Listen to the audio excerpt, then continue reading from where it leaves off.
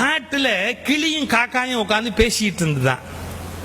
அப்ப காக்காயை பார்த்து கிளி சொல்லிச்சான் ரொம்ப திமிரா, யூ டைரக்டி காக்காய் தள்ளி உட்காரு. காக்கா கேட்டுதான், ஏன் இப்படி நான் இன்சல்ட் பண்றேன், நீ பிளாக் அண்ட் ஒயிட் நான் மல்டி கலர், ஏன் கலர்னா ஒசியான்னா. ஆமா, தமிழ்நாட்டில் இலவச டிவி கொடுத்த போது அவன் கலர் டிவி தான் கேட்டானே ஒழிய பிளாக் அண்ட் ஒயிட் டிவி அவன் வாங்கிட்டானா.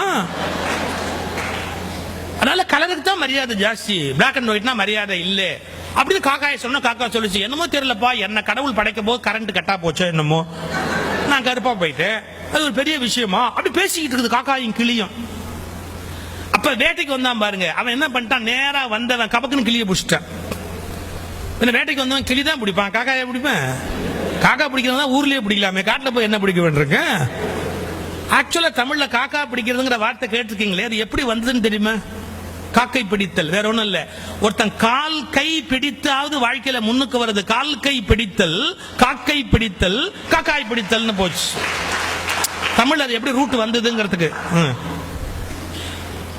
இப்ப இந்த காக்காயை விட்டுட்டு கிளிய அப்படியே லபக்குன்னு கிளியை பிடிச்சிட்டா. கிளியை பிடிச்ச உடனே நமக்கு என்ன தெரியுது? முதல் லெசன், அழகு எவ்வளவு அழகானதோ அவ்வளவு ஆபத்தானது.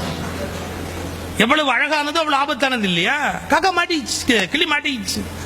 கிளியை பிடிச்சி நேரா வீட்டுல கொண்டாந்து வச்சுக்கிட்டு அந்த கிளிக்கு பேசுறதுக்கு பழக்கிறா. இந்த காக்கா பின்னாடியே வந்து என்னன்னு பாக்குது.